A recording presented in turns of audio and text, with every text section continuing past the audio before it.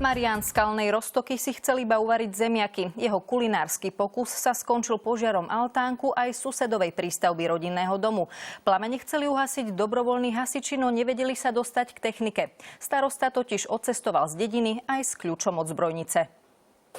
Horieť začalo okolo 9. večer. Zasahovalo 10 hasičov vrátane záchrannej brigády z Humenného. Uvaril som zemiaky, možno bolo 5 v uhlíku tam.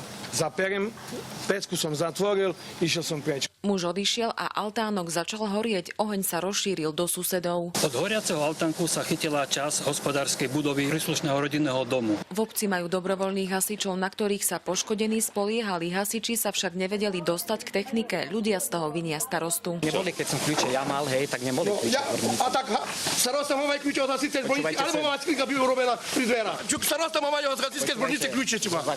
Čo to je? Podľa zákona má starosta mať kľúče. V prípade požiaru dobrovoľní hasiči do 2 hodín sa musia zísť. Ale kľúče u koho majú byť? U koho majú byť kľúče? Majú byť kľúče u tépu starosti? Situáciu zachránili profesionáli. Vďaka ním sa oheň nerozšíril aj na dom. Vodu sme doplňali do techniky aj za pomoci plavajúceho čerpadla z miestneho potoka. Škody sa podľa predbežných odhadov vyšplhali na 15 000 eur. Prečo vlastne horieť začalo, to zatiaľ známe nie je. Tuto je plechovoj, tuto bolo drevjanej sredini, cidekej uhlík z komena, tak kde, alebo čo ja znam. Vec prevzal zistevateľ príčin požiaru, ktorý hneď na mieste vylúčil cudzie zavinenie. Z Skalnej Roztoky Jana